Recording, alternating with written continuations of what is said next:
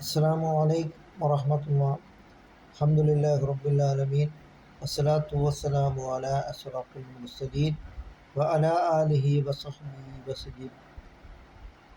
അദ്ദുനിയ സിജ്നുൽ മുഅ്മിനി, മുഅ്മിനിൻ്റെ ജയിലാണ് ഈ ദുനിയാവ്.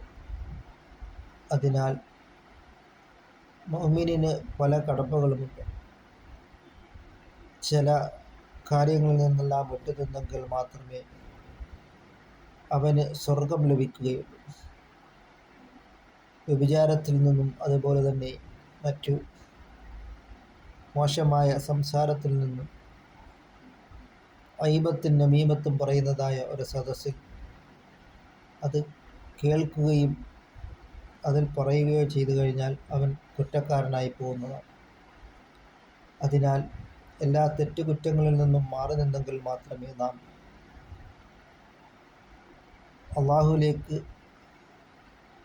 അള്ളാഹുവിൻ്റെ മുന്നിൽ അള്ളാഹുവിന് നമ്മളെ ഇഷ്ടപ്പെടണമെങ്കിൽ എല്ലാ തെറ്റുകുറ്റങ്ങളിൽ നിന്നും നാം മാറി നിൽക്കുകയും ഇസ്ലാമിക ശരീഅത്ത് നിയമങ്ങൾ അതേപടി അനുസരിച്ച് ജീവിച്ചെങ്കിൽ മാത്രമേ നമുക്ക്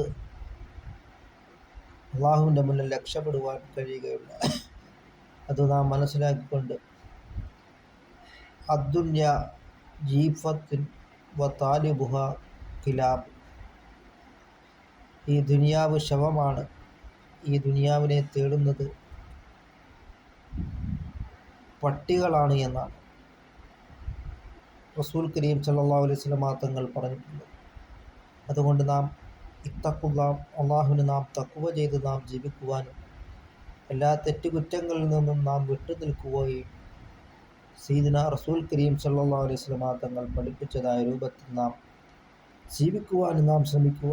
അല്ലാഹു തആല നമ്മുടെ എല്ലാ സൽക്കർമ്മങ്ങളും അല്ലാഹു തആല കബൂലാക്കുകയും ചെയ്യുമാറാകട്ടെ.